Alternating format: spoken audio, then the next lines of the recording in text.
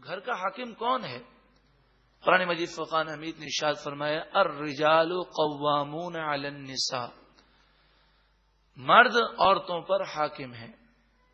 گھر کا نظام چلانے میں مرد کا فیصلہ حتمی فیصلہ تصور کیا جائے گا، ہاں باہمی مشورہ لینا اور مشاورت کرنے میں کوئی حرج نہیں۔ بما فضل اللہ بعضهم علی بعض، ایسا کیوں ہے کہ گھر کا حاکم عورتوں کو نہ بنایا گیا، مردوں کو بنایا گیا؟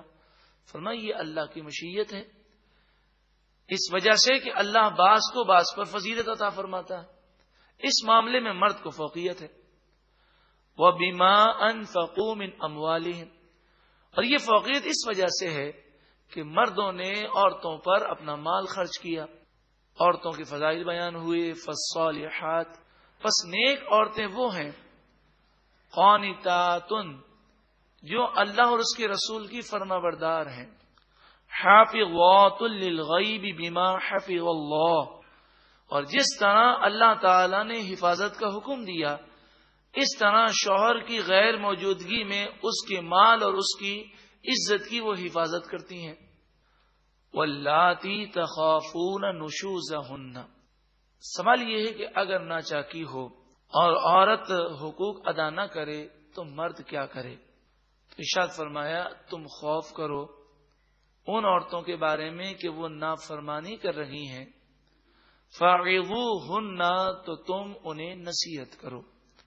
یہ شریعت کا قاعدہ ہے کہ جب نصیحت کی جائے تو تنہائی میں کی جائے، اور یہ معاملہ مرد اور عورت کے درمیان ہو، گھر کے کسی اور فرد کے سامنے یہ مسئلہ نہ چھیڑا جائے، کیونکہ سب کے سامنے نصیحت کا اثر الٹا ہوتا ہے۔ نصیحت کی جائے، سمجھایا جائے، اور نصیحت جب کی جائے تو انداز نرم ہونا چاہیے۔ جب وہ نصیحت کر کر کے تھک جائے اور یہ خیال کرے کہ یہ اس پر کسی نصیحت کا اثر نہیں ہوتا، پھر کیا کرے؟ وَاهْجُرُوهُنَّ فِي الْمَضَاجِعِ، تم انہیں بستروں میں الگ کر دو، یعنی ان سے قطع تعلق ہی کر لو، بات چیت بند کر لو۔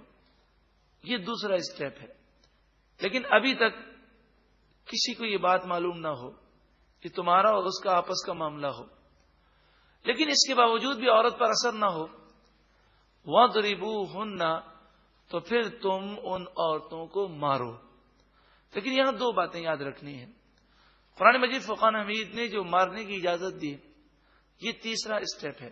دوسری بات یہ یاد رکھنی ہے کہ مارنے میں یہ شرط ہے کہ چہرے پر مارنا جائز نہیں، سر پر مارنا جائز نہیں، اور یہ بھی شرط ہے کہ جسم پر اگر مارا جائے تو اس انداز میں مارا جائے کہ جسم پر نشان نہ پڑے، ہڈی کو نقصان نہ ہو، یعنی ہلکی مار تو جائز ہے، زور سے مارنا جائز نہیں۔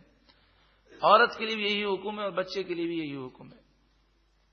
اللہ تعالی ہمیں عمل کی توفیق عطا فرمائے۔ اور ایک جو ضروری بات ہے کہ مارنے کی اجازت مطلقاً نہیں بلکہ اس کی قیود شریعت میں بیان ہوئی۔ اگر عورت گھر کا کام کاج نہیں کرتی، شوہر کے کپڑے نہیں دھوتی، ساس اور سسر کی خدمت نہیں کرتی، اس وجہ سے مارنے کی اجازت نہیں ہے۔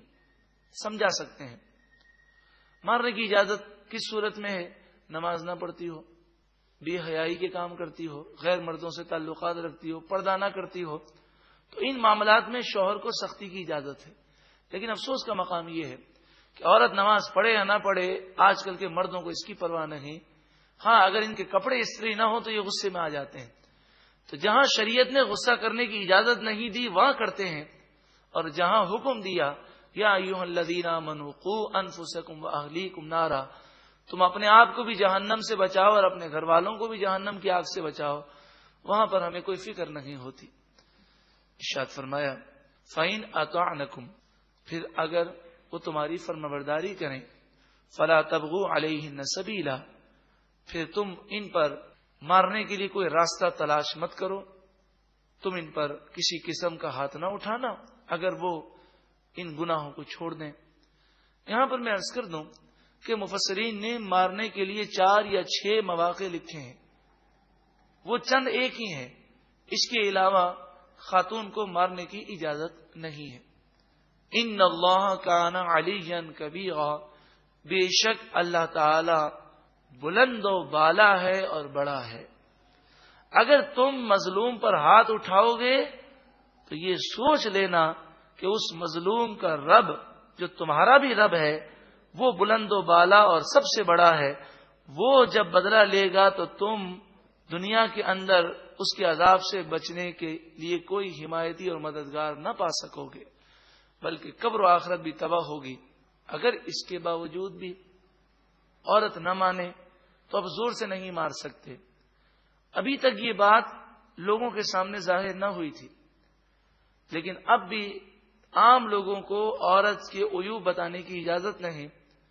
خاندان کے 2 بڑوں کو جمع کیا جائے، ایک عورت کے خاندان کی طرف سے ہو، ایک مرد کے خاندان کی طرف سے ہو. یہ بڑی عمر کے افراد ہوں یا اگر بڑی عمر کے نہ ہو تو سمجھدار قسم کے لوگ ہوں اور قریبی رشتہ دار ہوں جو حسد نہ رکھتے ہوں اور وہ صلح کروانا چاہتے ہوں. ان کے سامنے دونوں کا معاملہ رکھا جائے اور وہ دونوں صلح کرنے کی کوشش کریں.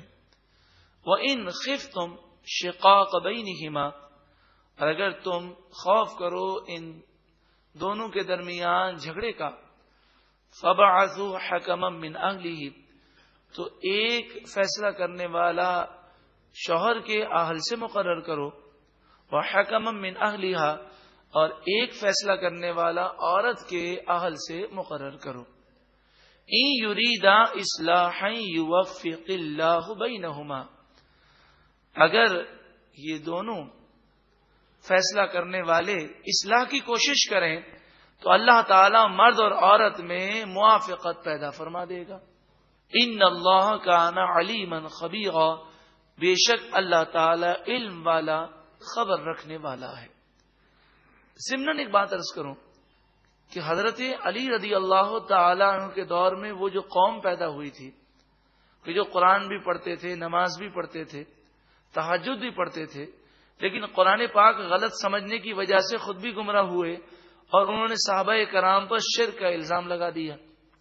تو جو انہوں نے الزام لگایا تھا اس میں یہ الزام بھی تھا کہ حضرت علی رضی اللہ تعالی عنہ نے ایک فیصلہ کرنے والا مقرر کیا کہ مسلمانوں کے 2 گروہوں میں لڑائی ہے تو ایک فیصلہ کرنے والا مقرر کیا، جو اس کا فیصلہ ہوگا ہم قبول کریں گے. تو یہ خارجی یہ نعرہ لگانے لگے ان الحکم الا للہ، فیصلہ کرنے والا تو صرف اللہ ہے. حضرت علی نے غیر اللہ کو فیصلہ کرنے والا مقرر کر کے گویا کہ انہوں نے یہ کہا کہ شرک کیا اور مشرک ہو گئے. تو حضرت عبداللہ بن عباس کو جب حضرت علی نے بھیجا تھا کہ خارجیوں کو جا کر سمجھائیں تو حضرت عبداللہ بن عباس نے یہی آیت کریمہ پڑھی. علامہ ابن جوزی نے تلبیس ابلیس میں یہ بات وضاحت کے ساتھ لکھی ہے. علامہ ابن جوزی وہ عظیم محدث ہیں کہ دنیا انہیں محدث تسلیم کرتی ہے. 1,00,000 کافروں نے ان کے دستے مبارک پر اسلام قبول کیا اور علامہ ابن جوزی یہ کتاب 800 سال قبل لکھتے ہیں، تلبیس ابلیس، جس کا ذکر کتاب معیار ہدایت میں تفصیل سے موجود ہے. تو حضرت عبداللہ بن عباس نے یہی فرمایا کہ تم کہتے ہو ایک فیصلہ کرنے والا حضرت علی نے مقرر کیا تو اللہ کے سوا کوئی فیصلہ کرنے والا نہیں، اور حضرت علی نے غیر اللہ کو فیصلہ کرنے والا مقرر کیا لہذا مشرک ہو گئے. تو کیا قرآن شرک کی دعوت دے سکتا ہے؟ وہ کہنے لگے نہیں. تو آپ نے فرمایا قرآن تو یہ فرماتا ہے حکما من اہلہ و حکما من اہلہا، کہ میاں بیوی کا جھگڑا ہو تو ایک فیصلہ کرنے والا شوہر کے خاندان کی طرف سے اور ایک فیصلہ کرنے والا بیوی کے خاندان کی طرف سے ہو. پھر آپ نے جو کچھ فرمایا اس کا خلاصہ یہ نکلا گویا کہ آپ نے ارشاد فرمایا ارے نادانو، حقیقی فیصلہ کرنے والا تو اللہ ہی ہے. یہ فیصلہ کرنے والا جو مقرر کیا یہ مجازی مقرر کیا گیا. اسی لیے مسلمانوں کا یہ عقیدہ ہے حقیقی مددگار صرف اللہ ہے، اور کوئی بھی اللہ کی عطا سے مدد کرتا ہے، چاہے ولی ہو، چاہے فرشتہ ہو، چاہے نبی ہو علیہم السلام، تو وہ جو مدد کرتے ہیں وہ اللہ کی عطا سے ہے. حقیقی مددگار تو اللہ تعالی ہے، تو اس میں کوئی حرج ہی نہیں ہے. بس اللہ تعالی نور قرآن سے منور فرمائے وَاعْبُدُوا اللَّهَ وَلَا تُشْرِكُوا بِهِ شَيْئًا، اور اللہ کی عبادت کرو اور اللہ کے ساتھ کسی کو شریک نہ ٹھہراؤ. اللہ کے علاوہ کسی اور کی پوجا نہ کرو. وبالوالدین احسانا، اور والدین کے ساتھ اچھا سلوک کرو. ہمارے معاشرے میں جب سے ہم ماڈرن ہونے لگے، بڑوں کی عزت تعظیم ہمارے دلوں سے نکل گئی. اگر آپ اپنی اصلاح کرنا چاہتے ہیں، اپنے گھر والوں کی اصلاح کرنا چاہتے ہیں، تو یہ کیسٹ سماعت کریں. آخر قصور کس کا؟ اس کیسٹ میں حقوق والدین بھی ہیں، اور قرآن و حدیث کی روشنی میں جب باتیں سنتے ہیں تو دل انشاءاللہ نور سے منور ہوگا. اس کا عنوان ہے آخر قصور کس کا، جس میں والدین کے حقوق بیان کیے گئے. وبالوالدین احسانا، اور والدین کے ساتھ اچھا سلوک کرو. وبذی القربی، اور رشتہ داروں کے ساتھ اچھا سلوک کرو. والیتامی، اور یتیموں کے ساتھ. والمساکین، اور غریبوں مسکینوں کے ساتھ. والجار ذی القربی والجار الجنبی، قریبی رشتہ داروں، دور کے رشتہ داروں کے ساتھ. اس پڑوسی کے ساتھ کہ جو رشتہ دار بھی ہو، اور اس پڑوسی کے ساتھ جو اجنبی ہو. پڑوسی اگر اجنبی ہو تو اس کا ایک حق ہے کہ وہ پڑوسی ہے، اور مسلمان ہو تو دو حق ہیں کہ پڑوسی بھی ہے مسلمان بھی ہے. اور اگر وہ رشتہ دار ہو تو پھر اس کے تین حقوق ہوں گے. والصاحب بالجنب، اور کروٹ کے ساتھی کے ساتھ اچھا سلوک کرو.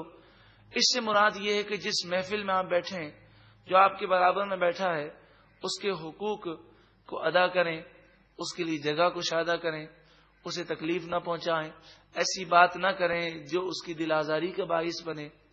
اسی طرح آپ کی کلاس کا ساتھی ہے، آپ کے آفس میں کام کرتا ہے، تو اس کے حقوق ادا کیے جائیں. اور سب سے اہم حق یہ ہے کہ اسے جہنم کی آگ سے بچانے کی کوشش کی جائے اور اسے نیکی کا پیغام دیا جائے. اس میں زوجہ بھی داخل ہے کہ عورت کے حقوق بھی ادا کیے جائیں. وابن السبیل، اور مسافر کے حقوق ادا کیے جائیں. وما ملکت ایمانکم، غلام اور کنیزوں کے حقوق ادا کیے جائیں، ان کے ساتھ اچھا سلوک کیا جائے. فی زمانہ غلام و کنیز تو نہیں، لیکن نوکر ہوتے ہیں، تو نوکروں کو اپنے جیسا مسلمان بھائی سمجھا جائے اور ان سے ذلت آمیز سلوک نہ کیا جائے. ان اللہ لا يحب من کان مختالا فخورا، بے شک اللہ تعالی غرور و تکبر کرنے والوں کو پسند نہیں فرماتا. الذین یبخلون، وہ لوگ جو کنجوسی کرتے ہیں، بخل کرتے ہیں. وَيَأْمُرُونَ النَّاسَ بِالْبُخْلِ، اور لوگوں کو کنجوسی کا حکم دیتے ہیں، بخل کا درس دیتے ہیں. آپ سوچیں گے کہ لوگوں کو بخل اور کنجوسی کا حکم کون دے گا؟ تو ڈائریکٹ کوئی نہیں دیتا، گھما کے دیتے ہیں. مستقبل کے لیے بچا کے رکھیں، بچت بہت اچھی چیز ہے، یہ مال کام آئے گا. تو اس طرح ذہن دے کر ایسا ذہن بن جاتا ہے کہ بندہ اللہ کی راہ میں خرچ کرنے میں وہ بچت کی اسکیمیں ہی سوچتا رہتا ہے.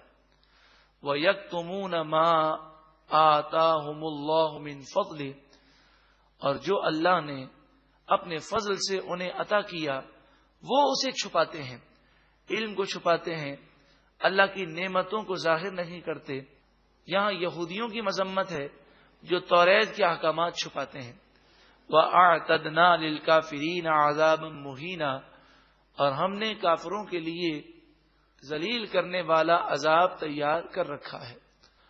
وَالَّذِينَ يُنْفِقُونَ أَمْوَالَهُمْ رِئَاءَ النَّاسِ، اور وہ لوگ کہ جو لوگوں کو دکھانے کے لیے مال خرچ کرتے ہیں. ہمیں چاہیے کہ ہم کسی پر بدگمانی نہ کریں، لیکن ہم خود اپنا محاسبہ کریں کہ اگر ہم زکوٰۃ دیتے ہیں، خیرات کرتے ہیں، روزے رکھتے ہیں، تہجد پڑھتے ہیں، نیکی کرتے ہیں، خصوصاً قربانی کے ایام ہیں، تو ان ایام میں اگر ہم جانور لے کر آتے ہیں تو کہیں ہمارے دل میں یہ تمنا تو نہیں ہوتی کہ لوگ ہماری تعریف کریں، واہ واہ ہو، سب کو پتہ چلے کہ ہم اتنا مہنگا جانور لے کر آئے ہیں، لوگ دیکھنے کے لیے آئیں تو ہم خوشی سے پھول جائیں. اگر یہ کیفیت ہمارے دل میں پیدا ہوتی ہیں تو ہمیں اپنے دل کی اصلاح کرنی ہے، کسی پر بدگمانی نہیں کرنی، اپنے آپ کی اصلاح کرنی ہے. کیونکہ ریاکاری کا تعلق دل سے ہے، ظاہری افعال سے نہیں جانا جا سکتا کہ وہ دکھلاوا کر رہا ہے کہ اللہ کی رضا کے لیے کر رہا ہے۔ اللہ تعالی ہمیں اخلاص عطا فرمائے۔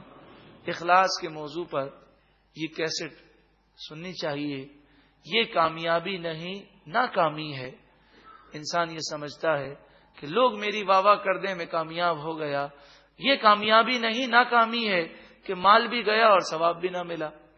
وَلَا يُؤْمِنُونَ بِاللَّهِ وَلَا بِالْيَوْمِ الْآخِرِ، اور وہ لوگ جو اللہ اور آخرت کے دن پر ایمان نہیں رکھتے، ان لوگوں کے لیے بھی دردناک ذلت کا عذاب تیار کیا ہے۔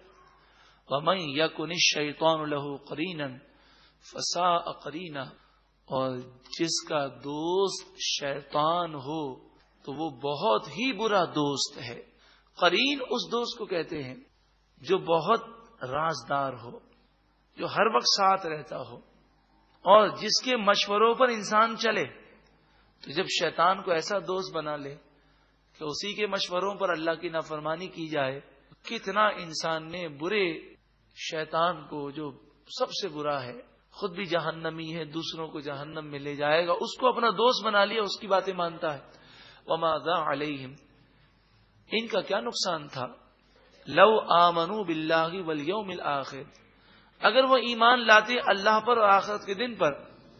وَأَنفَقُوا مِمَّا رَزَقَهُمُ اللَّهُ، اور جو اللہ نے انہیں مال دیا اس سے وہ خرچ کرتے، تو ان کا کیا نقصان تھا؟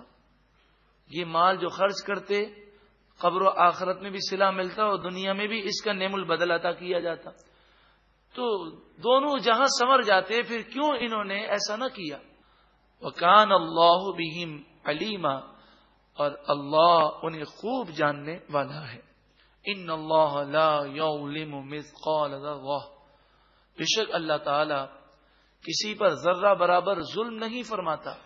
جو مصیبتیں آتی ہیں یہ ہمارے کرتوتوں کا نتیجہ ہے۔ وَإِن تَكُ حَسَنَةً يُضَاعِفْهَا، اور اگر کوئی شخص نیکی کرے تو اللہ تعالیٰ اس نیکی کو دگنا فرمائے گا، اس میں اضافہ فرمائے گا۔ حدیث پاک میں فرمایا کہ جس طرح تم ایک جانور لیتے ہو، چھوٹا سا جانور ہوتا ہے، اسے پالتے ہو تو کتنا بڑا ہو جاتا ہے، جب تم اللہ کی بارگاہ میں ایک کھجور کا صدقہ دیتے ہو اور اخلاص ہے، للہیت ہے، وہ مقبول ہو جائے تو وہ بڑھتا رہے گا، اور کل بروز قیامت تم دیکھو گے کہ یہ کھجور پہاڑ کے برابر ہو گئی ہے۔ وَيُؤْتِ مِن لَّدُنْهُ أَجْرًا عَظِيمًا، اور اللہ تعالی اپنے فضل سے اجر عظیم عطا فرمائے گا، یعنی جو نیکی کی اس کا صلہ بھی ہوگا، اس میں اضافہ بھی ہوگا، اور نیکوکار کو اللہ تعالیٰ اپنے فضل سے خوب خوب مزید صلہ عطا فرمائے گا۔ فَكَيْفَ إِذَا جِئْنَا مِن كُلِّ أُمَّةٍ بِشَهِيدٍ، پھر کیا حال ہوگا جب ہم ہر امت سے ایک گواہ لائیں گے۔ حدیث پاک میں ہے انبیاء علیہم الصلاۃ والسلام کی امتیں جو کافر ہوں گی، ان سے اللہ تعالیٰ ارشاد فرمائے گا کہ کیا تمہارے پاس نبی نہیں آئے؟ تم نے میری نافرمانی کیوں کی؟ تو وہ جھوٹ بولیں گے اور کہیں گے پروردگار ہمارے پاس کوئی نبی نہیں آیا۔ اللہ تبارک و تعالی انبیاء علیہم الصلاۃ والسلام کو فرمائے گا کیا آپ ان کے پاس نہ گئے تھے؟ وہ کہیں گے ہم تو گئے تھے۔ تو قومیں جھٹلا دیں گی اور وہ کہیں گے نہیں نہیں یہ ہمارے پاس نہیں آئے۔ اللہ تعالیٰ علیم اور خبیر ہے، سب کچھ جانتا ہے، لیکن اس کی حکمت اللہ تعالیٰ انبیاء سے فرمائے گا کہ تمہارے گواہ کون ہیں، کون بتائیں گے کہ تم گئے تھے؟ انبیاء علیہم الصلاۃ والسلام فرمائیں گے ہماری گواہی امت محمدیہ صلی اللہ علیہ وسلم دے گی۔ امت محمدیہ کے نیک لوگ یہ گواہی دیں گے کہ یہ انبیاء سچ کہہ رہے ہیں، یہ لوگ جھوٹ بولتے ہیں۔ تو لوگ کہیں گے اے پروردگار یہ تو ہم سے بعد میں آئے، انہیں کیا پتا انبیاء آئے یا نہ آئے۔ تو اللہ تعالیٰ امت محمدیہ سے فرمائے گا کہ تمہیں کیسے پتا چلا اور تم یہ گواہی کیوں دیتے ہو؟ تو وہ کہیں گے مالک و مولا ہمیں تیرے محبوب کریم صلی اللہ علیہ وسلم نے بتایا، ان سے ہمیں خبر ہوئی کہ ہر نبی نے اپنی تبلیغ کا فریضہ پورا انجام دیا۔ نبی کریم صلی اللہ علیہ وآلہ وسلم تشریف لائیں گے، وَجِئْنَا بیکا علی ہؤلاء شہیدا، اور اے محبوب ہم آپ کو تمام پر گواہ بنائیں گے۔ نبی کریم صلی اللہ علیہ وآلہ وسلم جب تشریف لائیں گے اور گواہی دیں گے، محدثین فرماتے ہیں، حدیث پاک میں ذکر ہے کہ اس وقت امتیں اعتراض نہ کریں گی کہ یہ نبی تو بعد میں آئے۔ اس کی وجہ مفسرین بیان کرتے ہیں، اس کی وجہ یہ ہے کہ آج دنیا میں کوئی حضور کو مانے یا نہ مانے، کل بروز قیامت حضور کے مقام و مرتبے کو ہر ایک تسلیم کر لے گا، اور وہ سمجھ جائیں گے کہ یہ تو وہ نبی ہیں جنہیں اللہ تعالی نے اولین اور آخرین کا علم عطا فرمایا۔ یومئذ یود الذین کفروا، اس قیامت کے دن کافر یہ تمنا کریں گے، وعصوا الرسول، اور وہ لوگ جو کافر تو نہیں لیکن رسول کی نافرمانی کی، تو گناہگار اور کافر دونوں یہ تمنا کریں گے، لو تسوا بہم الارض، کہ ہمیں زمین میں دبا کر زمین برابر کر دی جائے، کاش ہم مٹی ہو جائیں۔ حدیث پاک میں ہے کہ وہ یہ منظر دیکھیں گے کہ ایک سینگ والی بکری بغیر سینگ والی بکری کے سامنے پیدا کی جاتی ہے، اور دنیا کے اندر سینگ والی بکری نے اگر بغیر سینگ والی بکری کو سینگ مارے تو اللہ تعالیٰ کل بروز قیامت بغیر سینگ والی بکری کو یہ اختیار دے گا کہ وہ بدلا لے۔ اب اس کے سینگ پیدا ہوں گے اور وہ سینگ مارے گی، اپنا بدلہ لے گی، اور پھر یہ دونوں بکریاں مٹی ہو جائیں گی۔ اس وقت یہ کافر اور گناہگار لوگ تمنا کریں گے کہ کاش ہم بھی جانور ہوتے اور آج ہم بھی مٹی ہو جاتے، ہم جہنم کے عذاب کی طرف نہ دھکیلے جاتے۔ وَلَا يَكْتُمُونَ اللَّهَ حَدِيثًا، اور وہ اللہ سے کوئی بات نہیں چھپا سکیں گے۔ تو گھر کا حاکم کون ہے؟